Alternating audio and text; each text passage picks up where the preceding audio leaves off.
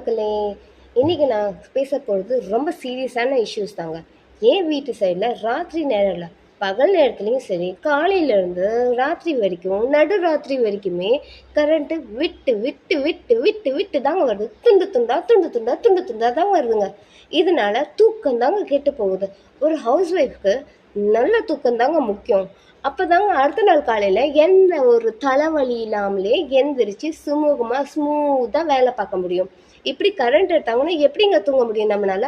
ஓ, இவங்களாம் house wife தானே, மத்தியானம் கூட தூங்கட்டும், எதுக்கு இவங்களுக்கு கரண்ட் விடணும் அப்படி நினைச்சிட்டு இந்த மாதிரியான சிஎம் சார் பண்றாரா? விஜய் சார், இது சரியில்லைங்க சார். ஏன் சார் இப்படி பண்றீங்க?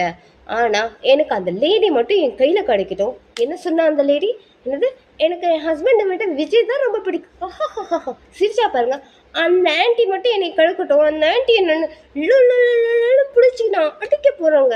நிஜமாவே அந்த மாதிரி ஆன்டிஸ், அந்த மாதிரி லேடிஸ் இருக்கிறதுனால தான் இந்த விஜய் வந்து ஜெயிச்சுட்டு இப்ப பாருங்க ஒண்ணுமே பண்ணாம உட்காந்துட்டு இருக்காரு. ஓ மை காட், இதை விடுங்க. சரி, கரண்ட்டை கூட நம்ம சமாளிச்சிடலாங்க. Oh my god, rape case.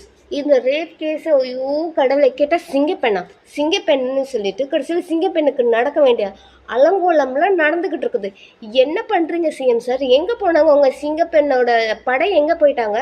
படை எங்க? சொல்லுங்க, பதில் சொல்லுங்க சிஎம் சார்.